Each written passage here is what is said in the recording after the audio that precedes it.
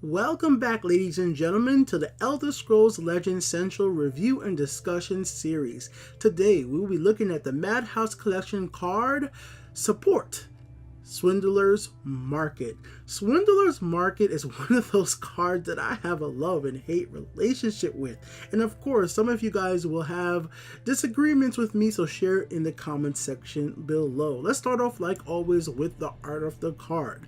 Swindler's Market does actually show a market, but I don't see nobody getting swindled. I mean, they could be getting swindles, but I don't think it really enhance and shows the freaking swindler part. Nobody seems to be getting scammed, and nobody has no hands behind their back. It's just people walking around and walking through a market. I mean, they could have did such good things with the art of this card. Now, the art itself is nice. It's really shows a market that's just like, hey, this could look like something would be from the Elder Scrolls franchise, but I just think the name wasn't taken too much advantage of. I would like to see some swindling going on, but I like the art overall, so I'm just going to give it a pass right there.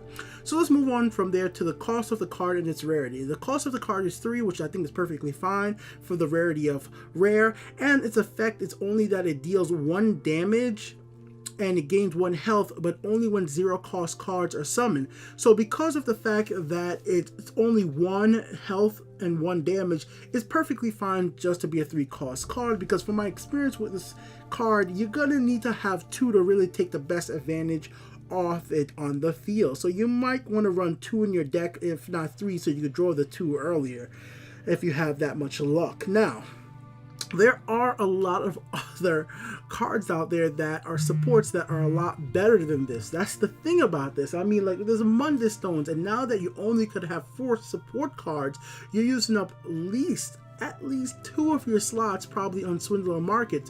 I mean, the Swindler's Market, when it works great. And I've seen people use this in ranked to come back from literally 1 health against me. 1 health they came back because they drew a second one at the right time, and then still came out with cards like Smuggler's Hall. And if you guys remember Smuggler's Hall, it was the monthly reward card for August, and Smuggler's Hall is a 6 cost card that lets you draw 4 0 cost cards. And every single time you play one of these 0 cost cards, you're gaining health. Every single time you play a card like Goblin Skull and he attacks and draws a 0 cost card, and you play that card, you're gaining health and you're dealing damage at the exact same time. And it works really well with cards like Murkwater Shaman. Now, unfortunately, Murkwater Shaman is one of those cards, when your opponent sees it, they try to kill Murkwater Shaman as quickly. So having Murkwater Shaman stay on the field for more than 3 to 4 turns is very rare, guys. It's very rare to see that card around that long. Now, the great thing about Swindler's Market, if you're only playing 1 in the beginning, people who play stuff that has the ability to remove supports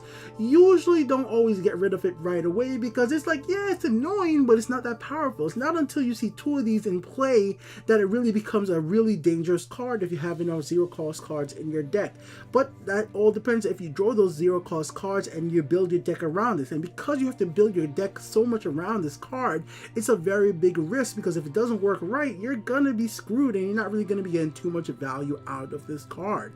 And that's where I really have a love-hate relationship. For me, from building the decks that I've used this card with, it's where it's okay, if I build a deck specifically around this card, it could work really well with stuff like I said, Murkwater Shaman, Smuggler's Hall. You could use cards from the Willpower that are 0 cost guards. You could use cards from Red that are charge type cards. So there are ways to get a lot of 0 cost cards on the field.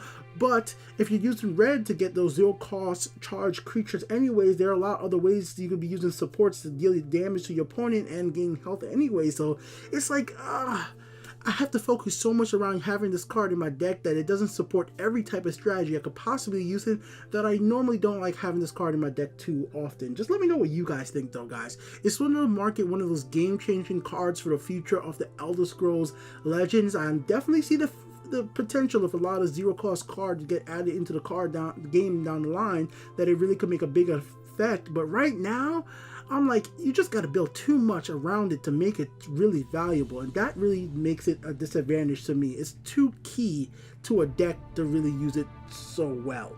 My personal opinion here, guys. Let me know what you guys think in the comment section below. Peace out.